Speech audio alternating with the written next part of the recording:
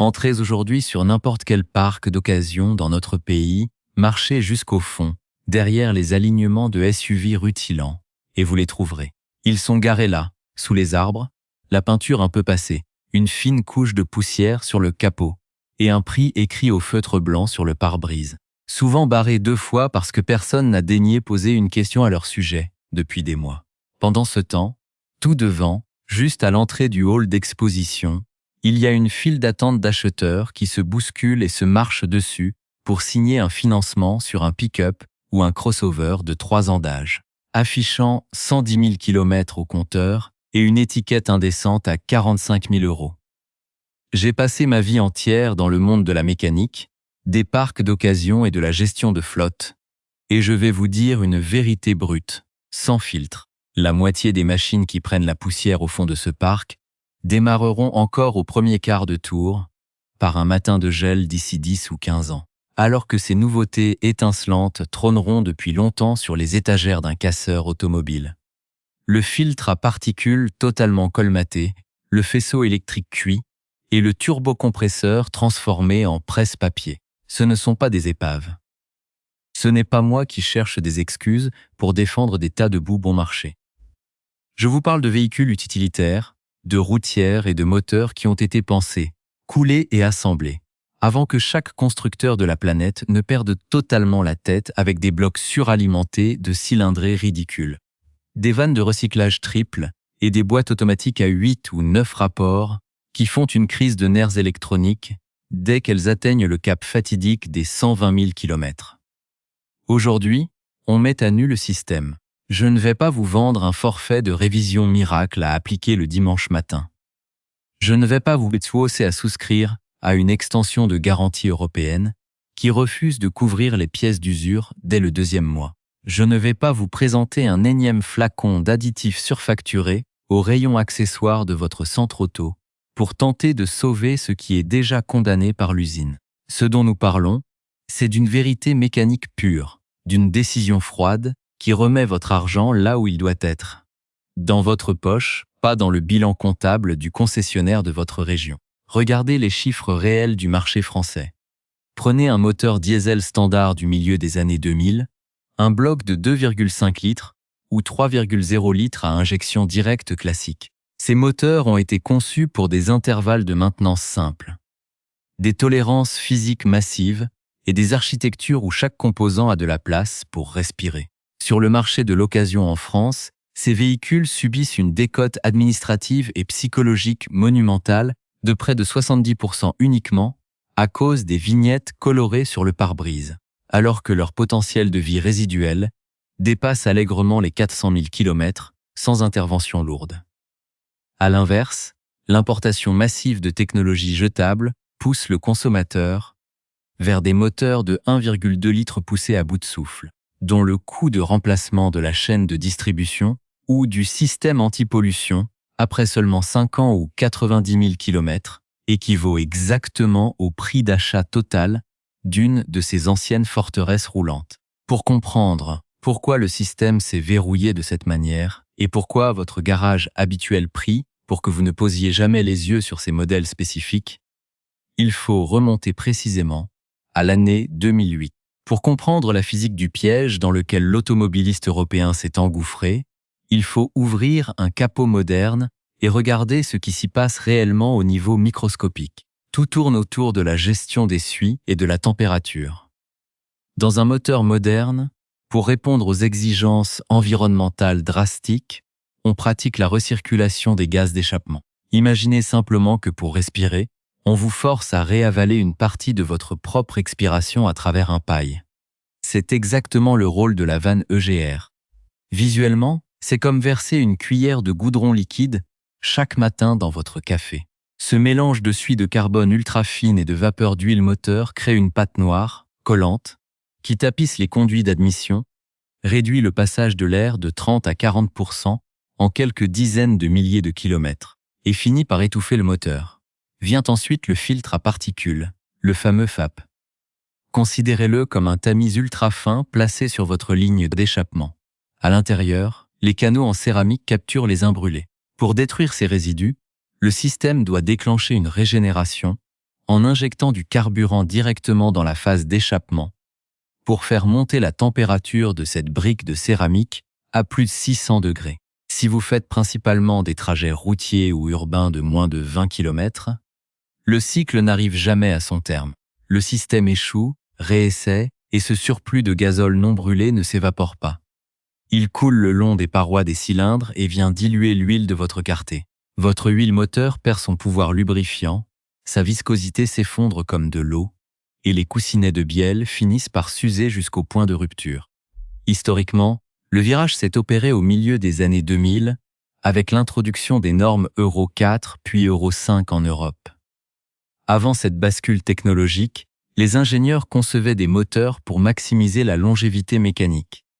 Après cette date, l'industrie a dû concevoir des moteurs pour maximiser l'homologation en laboratoire. En France et dans l'Union européenne, les protocoles de test mesurent les émissions sur des cycles standardisés de quelques minutes à des températures contrôlées. Pour passer ces tests, les constructeurs ont réduit les cylindrées de 40% et ajouté des capteurs de pression différentiels ultrasensibles qui bloquent le véhicule au moindre écart de valeur. Aux États-Unis ou sur d'autres marchés moins denses, la tolérance mécanique reste supérieure, car les distances imposent des conceptions moins fragiles. En Europe, un écart de seulement 5% sur le débit d'air mesuré par le débitmètre déclenche immédiatement un mode dégradé sur votre tableau de bord, transformant votre routière de 150 chevaux en une masse inerte de 2 tonnes, incapable de franchir une côte sur l'autoroute. Tout cela pour protéger un système anti-pollution dont le coût de remplacement en concession représente souvent le tiers de la valeur vénale de votre voiture. Maintenant, ce que vous faites concrètement, si vous voulez sortir de ce cycle infernal de factures et protéger votre investissement sur les prochains 100 000 km. La première étape se déroule avant même le démarrage, au moment de l'entretien de base, et cela concerne la vidange de votre bloc. Vous devez impérativement réduire de moitié l'intervalle préconisé par le constructeur sur votre carnet d'entretien. Si l'usine vous annonce fièrement une huile magique longue durée, capable de tenir 30 000 km ou 2 ans, vous oubliez immédiatement cette promesse marketing. Vous effectuez votre vidange tous les 15 000 km maximum, voire tous les 10 000 km si vous ne faites que du réseau secondaire ou de la ville. Cette opération doit être réalisée exclusivement sur un moteur chaud après au moins 20 minutes de roulage, pour que l'huile soit parfaitement fluide et emporte avec elle toutes les suies lourdes et les résidus de carbone en suspension au fond du carter. La deuxième étape concerne le choix de la viscosité et la quantité exacte de lubrifiant. Pour ces moteurs de génération intermédiaire, une huile de synthèse de grade 5W40 ou 10W40 de haute qualité est essentielle. Vous devez refuser les huiles fluides modernes de type 0W20, conçues uniquement pour économiser 0,1 litre de carburant sur les cycles d'homologation mais incapables de maintenir un film protecteur stable à haute température. Lors du remplissage, vous versez précisément la quantité recommandée sans jamais dépasser le repère maximum de la jauge métallique. Car un excès d'huile sur un diesel provoque des auto-allusions destructrices. La troisième étape est une procédure de décrassage thermique passif, totalement gratuite, à réaliser sur l'autoroute, une fois par mois, lorsque votre moteur est à sa température nominale de fonctionnement. Vous stabilisez votre vitesse en 3e ou 4e rapport pour maintenir le régime moteur entre 3000 et 3200 tours par minute, pendant une durée continue de 25 minutes. Cette action mécanique simple permet de faire monter la ligne d'échappement à sa température critique sans l'aide d'une post-injection forcée, brûlant ainsi naturellement les dépôts de carbone accumulés dans le nid d'abeilles du filtre avant qu'il ne se transforme en bloc de suie compact. La quatrième étape demande un contrôle visuel direct du circuit de dépression et des petites durites en caoutchouc qui entourent votre bloc. Avec le temps et la chaleur sous le capot, ces tuyaux de 3 mm de diamètre deviennent poreux ou se craquellent.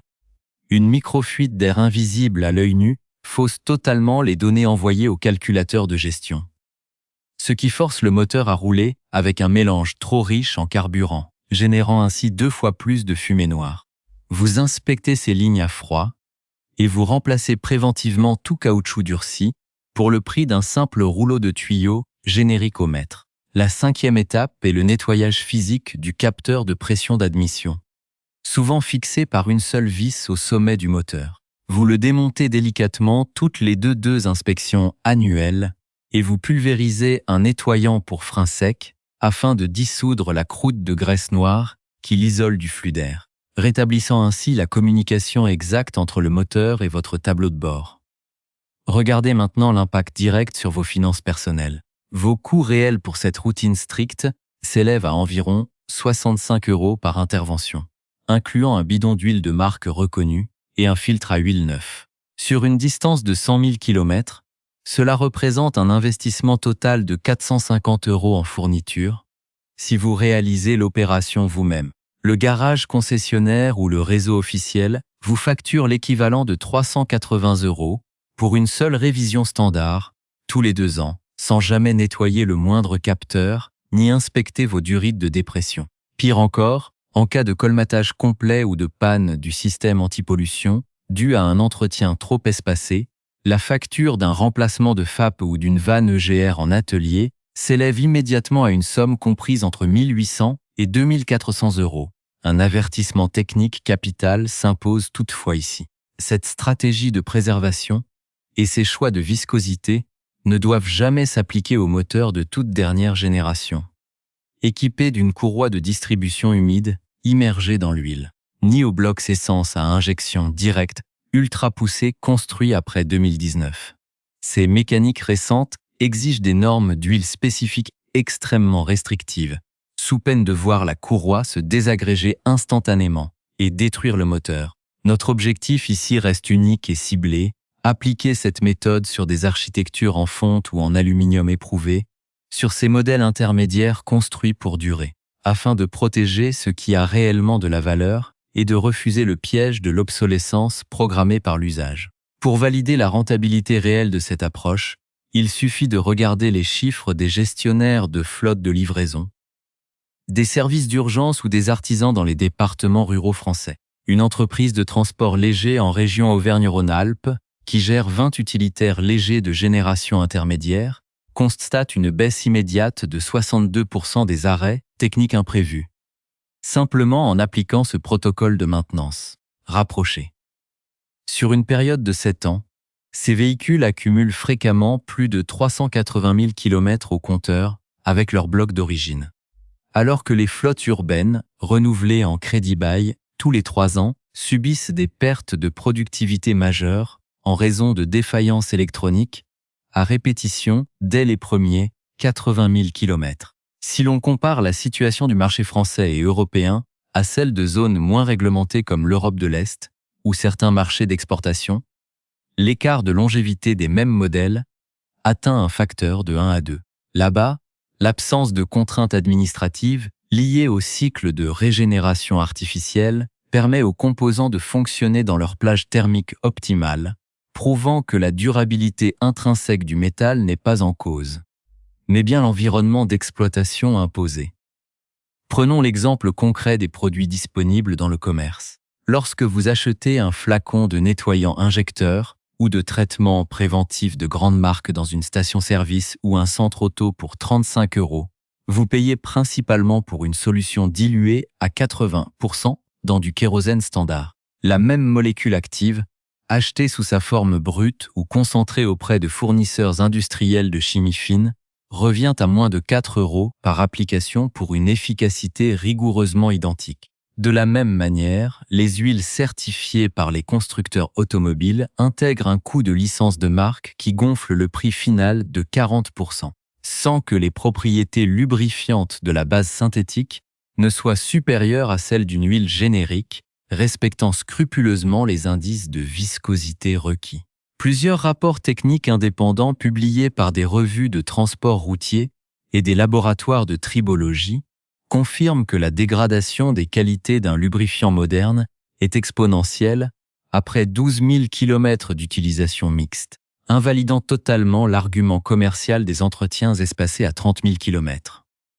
La logique profonde de ce système industriel ne repose pas sur un complot secret, mais sur une simple équation économique de survie commerciale. Les constructeurs automobiles ne génèrent plus leur marge principale sur la vente du véhicule neuf, qui est souvent négocié avec des remises agressives ou des loyers financiers tirés vers le bas, mais sur le cycle de vie des pièces de rechange et sur la captivité de l'automobiliste au sein du réseau d'ateliers officiels pendant les 10 premières années. En concevant des architectures mécaniques interdépendantes où la moindre défaillance d'un capteur à 20 € nécessite le remplacement d'un sous-ensemble complet facturé 1 500 €. L'industrie sécurise des flux de trésorerie prévisibles et réguliers. Comprendre cette mécanique financière vous permet de changer de posture. Vous ne subissez plus le calendrier d'usure programmé par l'usine. Vous reprenez le contrôle technique et budgétaire de votre mobilité en traitant votre véhicule pour ce qu'il est réellement. Une machine thermique dont la longévité dépend exclusivement de la clarté de ses fluides et de la régularité de son entretien.